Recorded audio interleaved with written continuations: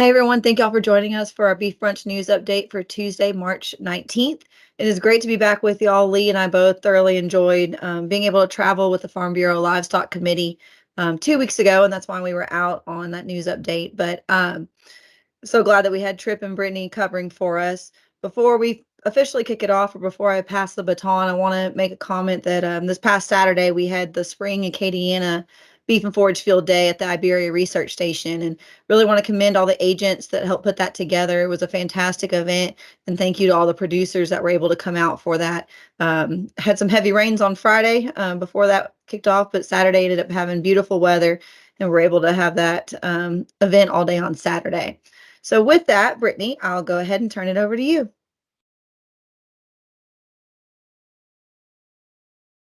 I started talking and I forgot to unmute. Anyway, thanks, Ashley. I wasn't able to make it on Saturday, but I'm glad that the event was well. I know I advertised it a lot to our producers here in the central part of the state. So just a few updates from what I have. I had been taking registrations for my Master Cattleman class.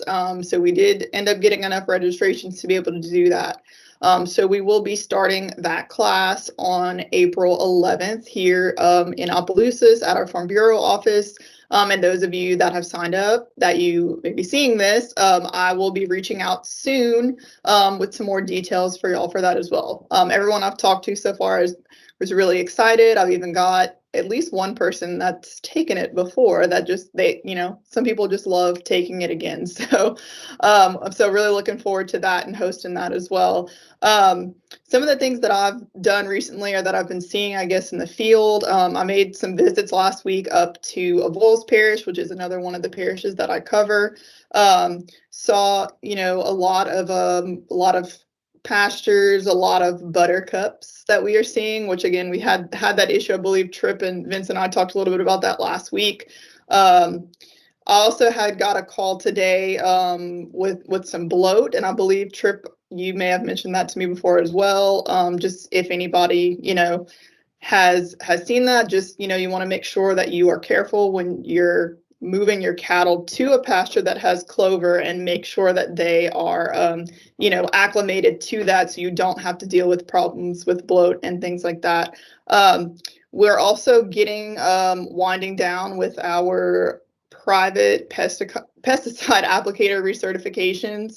The last one that we have here in the Opelousas area is scheduled for this Thursday, March 21st. At 5:30 p.m. over here at our office in St. Landry. And there are some other locations for recertifications coming up across the state over the next 2 weeks. Weather-wise, we of course got a good bit of that rain this weekend as well. And it looks like we may be getting one last cold snap. I know you guys up in North Louisiana will probably get that a little more so than we will here. But looks like this may be our last cold snap before we get fully into spring. I just had a visitor walk into my office, so if he wants to join in and give you guys a little update. Good afternoon. So it's we've had a lot of rain here over the last few days, Friday and Saturday into Sunday, and probably 3 to 5 inches in areas. Some areas just west of here, 5 inches just with the rain on Sunday. So it's quite significant. But pastures are still lush and green and offering a lot of ryegrass right now and clover. That warmer weather leading up to these rain events. The only downfall is our cropping area. With our young emerging corn is going to struggle with some of these wetter soils. Likewise, in our rice country, we have a lot of rice that gets planted, by aerial means and in a water seeded system. And a lot of these fields have been drained of their flood waters, and this heavy rain event came and it causes some issues with the plants drifting, what have you. But that's the issue that the rice farmers are going to have to deal with. But moving forward, a lot of people talk of getting some hay fields ready. I'm sure Brittany alluded to that. There's a lot of weed issues out there like we normally encounter. So have just a brief update. I stepped in for a second, but I was supposed to be here a little earlier, but I got held up. It's okay. You made it in time. And yeah, so we have been getting several calls just about also another thing that we've been seeing a lot. We've had several people that are sending in soil samples for testing. I get probably several emails a day with results from soil test.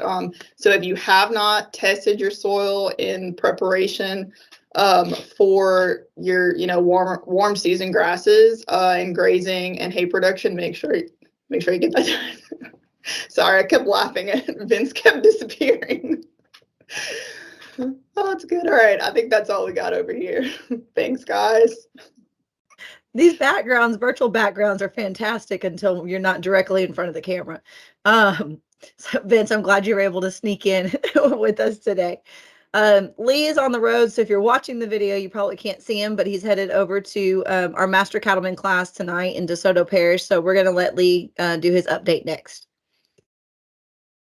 Thank you, Ashley. Glad to be with you all here today. It's a good thing y'all can't see me. Y'all struggle with those backgrounds there. I've got the ultimate background, which is nothing. So anyway, glad to be with you all here today. Ashley is correct. We have a very good group of folks signed up and taking the Master Cattleman class in the Northwest region. It's held in Grand Cane this year in DeSoto Parish there. Joshua Sally's county agent there, and he's coordinating along with me and doing a great job with it, and really active and engaged group of producers there. I always enjoy those Master Cattleman classes. It seems like I learn just as much as the people that are taking them. So look forward to this. Will be night 3, so we're steadily knocking them back there, so to speak. The weather in Northwest Louisiana is windy and kind of cooler today. If you're Alexandria North, I'd say you're either under a freeze watch or warning. I've got an alert on my phone just about an hour ago that was just talking about a freeze warning, and so we definitely don't want to see that. Talking about temperatures maybe down low as 29 in the far northwestern reaches, and 32 or so in other areas. So really and truly, we don't want to see that at all. There's negative implications all the way around on all that. We do have some Bermuda grass that's out and growing. I checked some just today, in fact, and did find some out and growing. Most of the winter pastures, of course, are doing great, folks. It's a really, really good crop of volunteer ryegrass and volunteer clover. We rely on that pretty extensively in Northwest Louisiana to kind of pull us through. And boy, we needed it this year, folks. Hay supplies, there's no hay hardly left in the country. The good thing is that with the last couple of weeks, the hay feeding needs have diminished ever so slightly, and so that's made some folks be able to cross the finish line, so to speak. But this little cold snap is going to set us back, but I don't think it's going to just wreck the whole business for us and everything like that. Couple of events we have coming up. Of course, we got our AI class coming up at the Hill Farm, April 10th through the 12th. We're looking forward to that. I think we may have 1 or 2 spots left. We always want to encourage you, if you're interested in that, it doesn't matter what time of the year, whether we're advertising or not, please call in, get in touch with one of us, get on the list to be able to get signed up so that we can get you signed up whenever the time comes. So that we got that we're looking forward to. Also looking forward to the Northwest Region Beef and Forage Field Day. It's going to be held on April 25th at the Red River Station. That's in Bossier City. We got a whole litany of speakers and everything coming in. Got some interesting topics to be covered. By next news update, I should have a full agenda to share with you. Really looking forward to that, along with a ever increasing trade show. Our trade shows at these Northwest Beef and Forage Field Days keep expanding, and we keep garnering companies, a lot of variation in companies too. So that's always a big draw and a big highlight for those one-day events as well. Moving on into the markets, I'm running out of adjective, folks, to talk to these cattle markets, and I don't really know what to say. It's phenomenal, outstanding. Come on, anybody's got anything else, they can sure throw it in there with it. This market is red hot, and it's very, very good right now, folks. So going into our market report, I'll give y'all kind of what we've seen since the first part of March. This report will cover March the 4th through the 17th. So during that 2-week time period, 5 to 6 weight steers, 500, 600 pound steers, average from $2.01 per pound to $3.01 per pound. 5 to 6 weight heifers, $1.90 to $2.65. Coil cows, 86 cents to $1.33. Coil bulls, $1.09 to $1.46, folks. $1.46 on the coil bulls, the average of the highs, folks. Bred cows, the average at the top of the market was $2,213. The average of the highs on pairs, $2,411. So as far as percent changes from the last report that we delivered, on the 5 to 6 weight steers, about 0.4% decrease. It's steady is what I would call it, really, when we're talking into the points. 5 to 6 weight heifers, 0.8% decrease. Once again, still call it pretty well steady from the last report. I hope you have your socks thoroughly on, because here comes the coil cows and coil bulls. 8.4% increase in coil cow prices and 8.5% increase in coil bull prices. Folks, plain and simple, Vince and I have talked. I wish I had $1 for every time we talked about culling unproductive animals, unproductive females, or trading some bulls in and getting some newer bloodlines, newer stock. Folks, I'm going to repeat it once again. There is no reason under God's green earth that you should be keeping some of these poor performing cows, some of these cows that maybe skip a calf or go a tremendous amount of time between calves. It's too good right now, folks, plain and simple. And really and truly, these replacement cows, specifically the bred cows, are really catching up, folks. The average of the high was $2,213, and so it actually was not far off what the average of the highs for the pairs were. So we keep on creeping up on that. I've heard some tremendous reports. One report on some pair cattle up near $4,000 per pair, and so we're kind of getting in nosebleed territory on these replacement cows. But now is as good a time as any to shed these more unproductive open females in your herd of those bulls that you're wanting to trade out. That being said, Ashley, I'll turn it over to you. All right, thank you, sir. Tripp, I'm going to pass it on over to you for our Northeast region. Thank y'all very much. And I want to thank everybody else for the great updates. I'm going to kind of echo a little bit about what Lee said as far as the climates going on the Northeast side. It sounds like the Northeast and the Northwest are pretty similar right now. If you don't have your hat sucked down tight, if you step out of our office, hat's going to go flying across the parking lot. So it's mild. I'm not going to say it's cool, but it's mild out and the wind's howling today. So that's going to dry up a lot. We got a decent amount of rainfall last week. So this rain will help dry it up a little bit. In the hill country over in the flat side of the world, it's going to stay pretty damp over there for a while. They got a good bit of rain that's being slow getting out. This morning heading into the office, I crossed Lake Darbon, and one of the main boat ramps at the lake was actually underwater. So today the rain's not only affecting the cattlemen and the roke robbers, it's affecting the crappie fishermen. So I imagine there's a lot of upset people in the parish about that this morning. Just about the going-ons in the region. This past week, I got to spend some time on several producers' properties, and like Lee said, there's a little bit of Bermuda grass waking up across the region. But this cold weather, I'm scared is going to put a halt to any growth we get out of that. It's not going to be prolonged cold. That's one thing we have going for us. But as y'all know, the soil temp, whenever it goes to dropping, any growth you're getting out of your warm season stuff is going to stop pretty quickly, because we're right at the edge of productivity with it right now. So any decline is really going to throw the brakes on.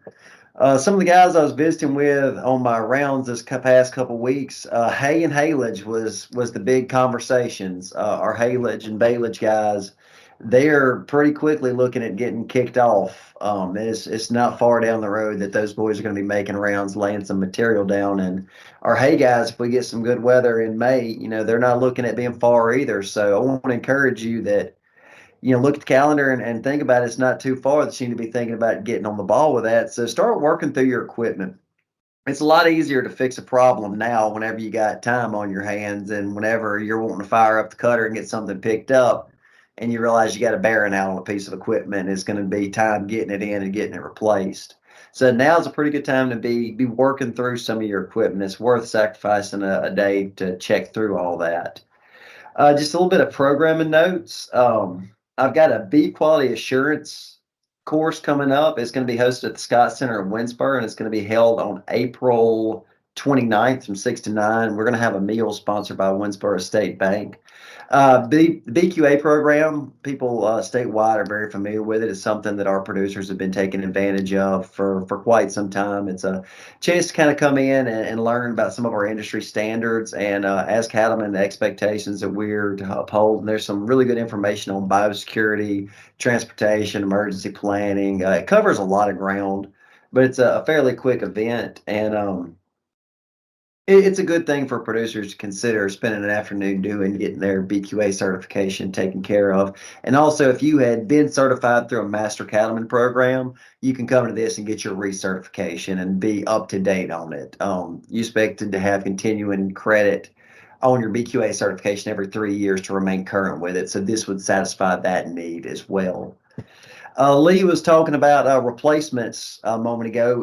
In that same vein, I wanted to make a few comments on some stuff. We are kind of getting into the springtime, and there's a lot of our seed stock producers in the region that are having production sales coming up. I mean, starting this weekend, there's a few just scattered here, there, and yonder through the spring. And I wanted to make a few comments on purchasing bulls because that's something I've had a few conversations about locally. Guys, they're too expensive this year to take chances. So don't be buying bulls from unknown backgrounds. Make sure you're buying bulls from reputable people. Now, I'm not saying you got to go to this regional producer or this nationwide seed stock producer. You can deal with somebody that's local. That's perfectly fine. Just make sure that you know a little bit about the history of these animals. And also buy from reputable breeders. That way, if there is an issue, they'll be encouraged to make it right for you. Picking up a bull off of Facebook Marketplace might not be the best way to satisfy your herd reproductive needs this year. It's important to only buy bulls that have passed a BSE. Ashley, I believe last 2 updates ago, talked at length about BSE exams that we had coming up and what a BSE exam is. That is a surefire way to make sure that a bull is ready to go. And also, if you're not purchasing a virgin bull, make sure that they're coming with a clear trick test. You don't want to bring anything into your herd that you don't want to. A few more things before you go looking at bulls. I've seen this happen more times than once. Somebody that didn't really have parameters set that showed up at the bull sale and either bought something that really didn't match what they wanted for their herd, or they spent way too much money on it because they got in there and got excited. I think everybody's got a story about either themselves or a friend of theirs that got to the bull sale and got excited and either bought one bull too many or spent too much on the one they did purchase. But kind of have some parameters in your head. If you're buying purebred animals, make sure that you have a kind of maximum birth weight in your mind that you want to see, or a minimum yearling weight or weaning weight that you want to see on the EPDs. And also, as far as physical characteristics go, before you go looking at bulls, make sure you kind of have some things in your mind on what you want to see. If you show up and if you're purchasing a Hereford bull and you show up and the only thing they have there is horned Herefords and you were looking for a pole, don't compromise. Stick with your game plan that you had decided while there was no emotion or pressure that was going to work for your herd. Trust your analytical instincts on that. And also make sure you have a price in your head that's going to pencil out. It's easy to justify spending more on a bull when market prices are what Lee had just laid out, but you still can price yourself out of profitability. And at the end of the day, if whatever bull you select is not going to be profitable for your operation, then you didn't do yourself any favors. There's a lot more to selecting bulls. If you have any questions, reach out to any of us or your local extension agent, and we'll be more than happy to go through it in greater detail. But for the sake of time for this edition, I think we'll leave it there. Ashley, is there anything else, ma'am? I'll just add to that if you are buying online, which a lot of us do, and you're looking at bulls, look at videos and not just pictures.